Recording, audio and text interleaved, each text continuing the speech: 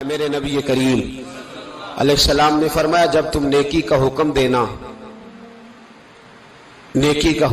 اور برائی سے منع کرنا چھوڑ دو گے پھر اللہ تم پر ظالم حکمران مسلط کرے گا۔ اور اگلے لفظ اس سے بھی زیادہ سخت ہیں۔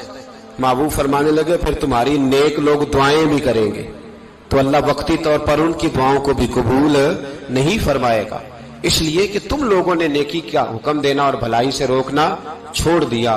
عزیزو یاد رکھو جب گناہ عام ہوتے تو پھر حالات بدلتے اور لوگوں کو سزا ملتی ہے ان کے گناہوں کی، بلکہ یہاں تک لکھا ہے کہ نیت خراب ہو تو سزا شروع ہو جاتی۔ کیا خراب ہو؟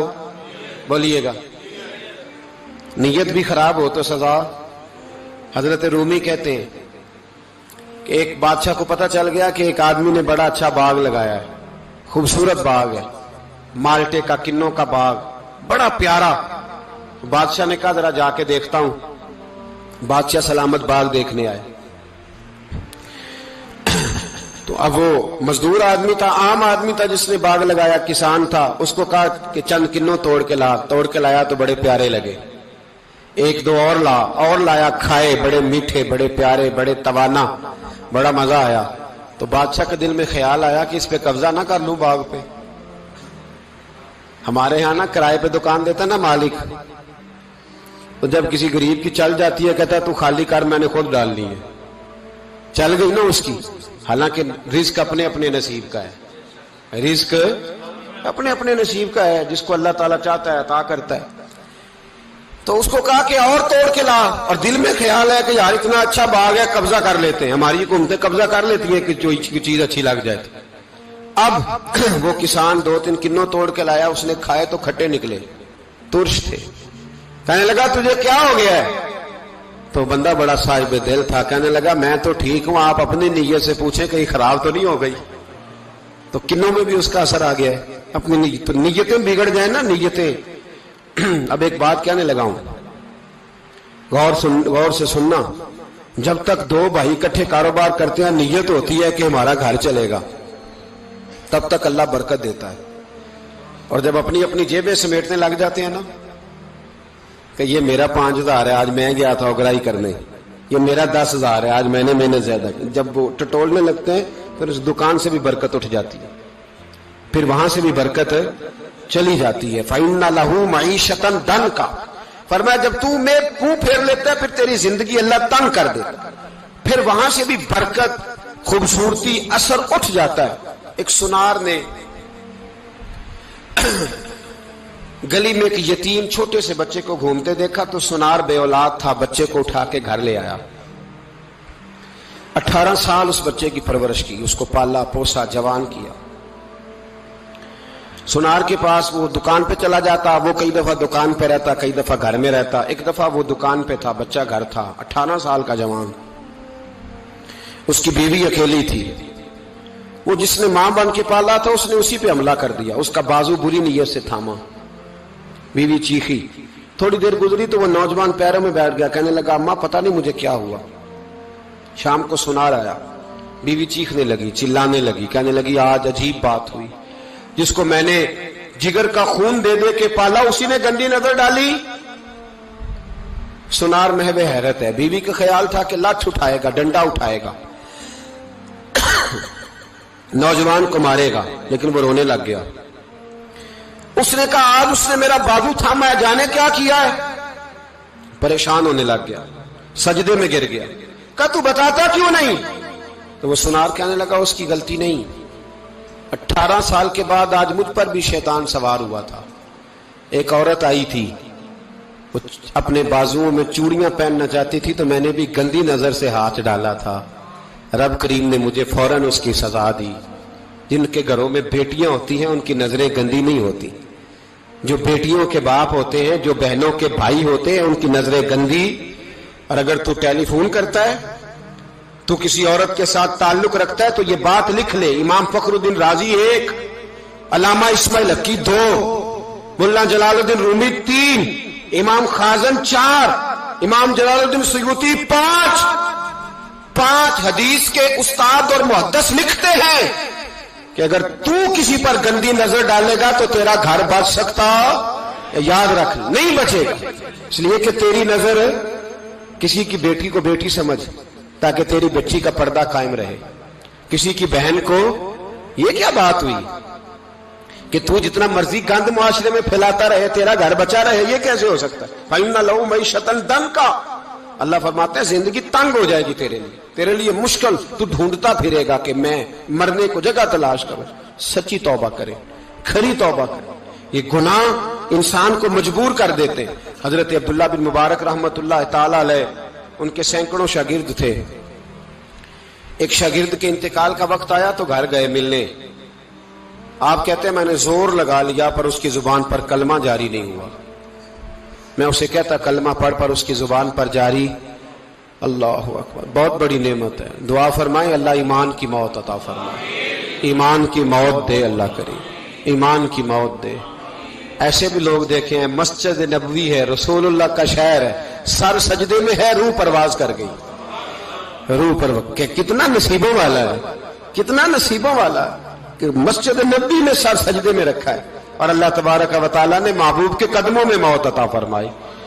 تو حضرت عبداللہ بن مبارک کہتے ہیں میں نے اس کو کہا کلمہ پڑھ تو اس کی زبان پہ جاری نہیں ہوتا، میں بار بار کہتا تو وہ منت کرتا، کہتا حضور میں کوشش کرتا ہوں جاری نہیں ہوتا۔ فرماتے میں پریشان ہو کے اٹھا، ابھی میں دروازے پہ پہنچا تھا اس نے چیخ ماری اور روح پرواز کر گئی، بچے رونے لگے، بیوی رونے لگی، تو میں نے اس کی بیوی سے کہا کہ یہ جرم کیا کرتا تھا، اتنا بڑا پاپی پہ کلمہ جاری نہیں ہوا۔ اس کی زوجہ کہنے لگی حضرت جی دو گناہ تھے اس کے، ایک تو یہ شراب کا عادی تھا، روکتی تھی باز نہیں آتا تھا، اور دوسری بات یہ کہ یہ اپنی اماں کا نافرمان تھا، وہ 2 گلیاں چھوڑ کے رہتی ہے، یہ کبھی ملنے نہیں گیا تھا، اس بوڑھی کا کلیجہ اس کی طرف سے بڑی تکلیف میں تھا۔ تو حضرت عبداللہ بن مبارک کہنے لگے جا تو بھی دعا کر، اس کی ماں کو بھی کہہ دعا کرے کہ یہاں تو یہ کلمہ نہیں اسے نصیب ہوا، اللہ کرے اللہ آخرت کی منزلیں اس کی بہتر فرما دے۔ میرے بھائی ایسے گناہ، حضرت مالک بن دینار نے توبہ کی، توبہ کی انہوں نے، کس طرح؟ فرماتے میں نشے کا عادی تھا، کسی نے مجھے کہا کہ بطور دوائی شراب پی لو تو میں نے پی لی، نشے کا عادی تھا، شراب پیتا تھا۔ اللہ تعالیٰ نے بڑی منتوں اور کوششوں کے بعد، منتوں کے بعد ایک بیٹی عطا فرمائی، وہ بھی 2.5-3 سال کی ہوئی تو پردہ کر گئی۔ کہتے میں اس کی قبر پہ بیٹھ کے گھنٹوں روتا، شراب کا عادی تھا۔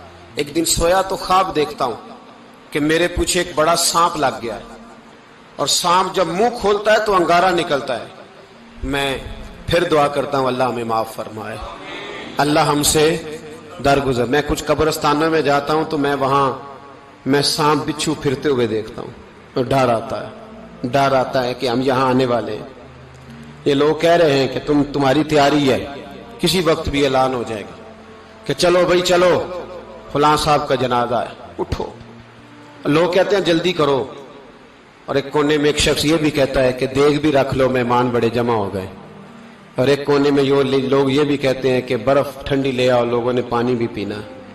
پہلے اعلان ہوتا ہے کہ فلاں فوت ہو گیا، پھر اعلان ہوتا ہے جنازے کا ٹائم ہو گیا، پھر اعلان ہوتا ہے جنازہ اٹھایا جائے گا، اور پھر بات ختم ہو جاتی ہے، پھر کل من علیہ فان، پھر کوئی نہیں پوچھنے آتا، ختم ہو گئے، قصہ ہی ختم ہو گیا، ان لوگوں کی کہانی مٹ گئی، ختم ہو گئے، بڑے بڑے کج کلا، کوئی پوچھنے والا نہیں۔ موت کا راج ہے، راج ہے موت کا راج، موت راج کرتی ہے بس، اور کسی کا راج نہیں، وہ راج کرتی ہے، جدھر جاتی ہے اسی کا راج ہے، راج کر رہی ہے۔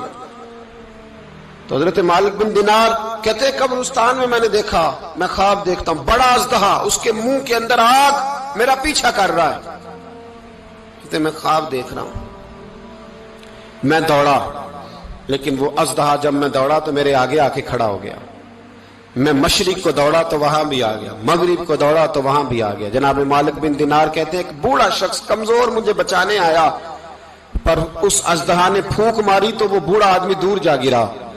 کہتے میں چیختا تھا، چلاتا تھا، ایک پہاڑی پہ میں بھاگا گیا تو وہاں مجھے میری بیٹی ملی، مجھے فوت ہو گئی۔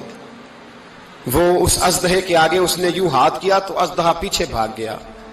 میں نے بیٹی کو گود میں اٹھایا، میں نے کہا بیٹی یہ کون تھا؟ کہنے لگی ابا یہ تیرا برا عمل تھا، یہ تیرا برا عمل تھا، کہ تجھے کھا جاتا اگر میں نہ ہوتی۔ تو کہا یہ بوڑھا جو مجھے بچانے آیا یہ کون تھا؟ کہا یہ تیرا اچھا عمل تھا پر کمزور بڑا تھا، تھوڑا تھا، یہ تیرے برے عمل کا مقابلہ کرنے کی ہمت نہیں رکھتا تھا۔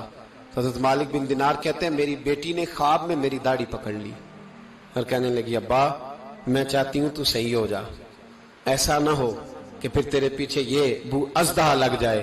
حضرت مالک بن دینار کہتے ہیں جب میں سو کے اٹھا تو میری داڑھی آنسوؤں سے بھری ہوئی، پھر اس کے بعد میں نے توبہ کی، اس طرح کی توبہ کی کہ پھر میں نے کوشش کی کہ دوبارہ میں اپنے رب کی نافرمانی نہ کروں۔ حضرت عبداللہ ابن عباس فرماتے تھے جو دنیا میں ہنس ہنس کے گناہ کرتے ہیں نا،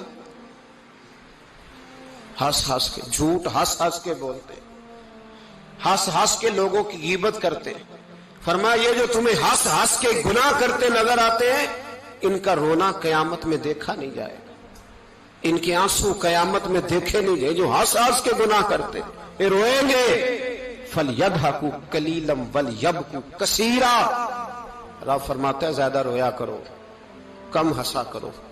نبی پاک علیہ السلام روتے تو صحابہ کہتے حضور آپ اتنا کیوں روتے ہیں؟ تو محبوب فرماتے جو میں جانتا ہوں وہ تم نہیں جانتے۔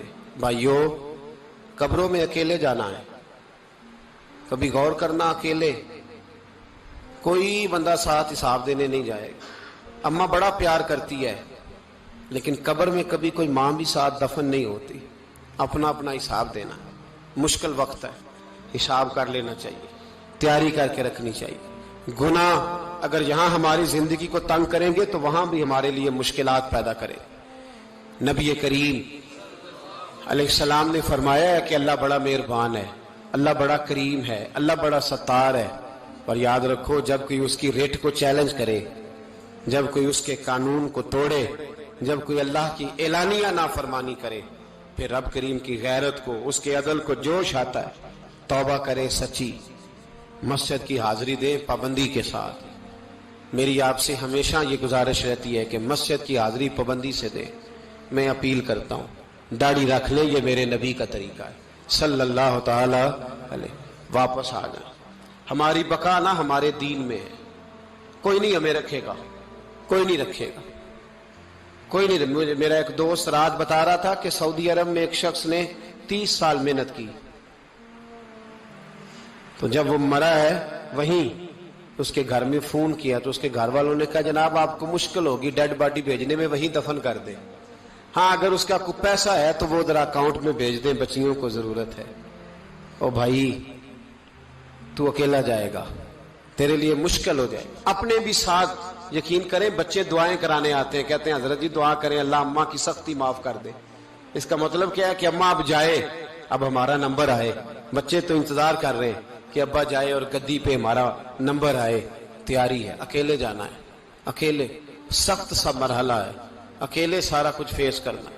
آج توبہ کریں، وہاں کے کیڑے یہاں رہ کے مارے، اپنے ساتھ ظلم نہ کریں۔ ہم اس قابل نہیں کہ وہاں جا کے مقابلہ کر سکیں، بچیں، اپنے آپ کو محفوظ کریں، بچائیں، حساب اپنا اپنا دینا ہے۔ کسی باپ نے اگر اپنے بچوں کو حرام کھلایا تو بچے تو نہیں کہہ رہے تھے نا کہ حرام لے کے آ، تو باپ نے حساب دینا، والد نے۔ لہذا مہربانی فرمائیں، اپنے اوپر رحم کھائیں، اپنے آپ کو سنواریں۔ آج جمعۃ الوداع ہے، توبہ کریں، اللہ کے نیک بندوں کی صحبت میں بیٹھا کریں، اچھی باتیں سنا کریں تاکہ دل نرم رہے۔ ان جگہوں سے بچیں جو گناہ کی طرف لے کے جاتی، ظلم سے، زیادتی سے، جبر سے بچیں۔ اپنے آپ کو اپنے رب کریم کی بارگاہ میں جھکا دیں۔ ہمارا کہیں اور گزارا نہیں، کوئی نہیں ہمیں پوچھے گا۔ اقبال رو پڑے آخری عمر میں، رو پڑے اور اللہ کی بارگاہ میں عرض کرنے لگے نہ جہاں میں کہیں بھی امان ملی، جو امان ملی تو کہاں ملی، میرے جرم خانہ خراب تیرے عفو بندہ نواز میں۔ پناہ صرف اللہ رسول کی بارگاہ میں، باقی کوئی پناہ دینے کو تیار نہیں ہے۔ دعا کرتا ہوں اللہ کی بارگاہ میں اللہ ہمیں سچی توبہ کی توفیق عطا فرمائے۔ آخر دعوانا ان الحمدللہ۔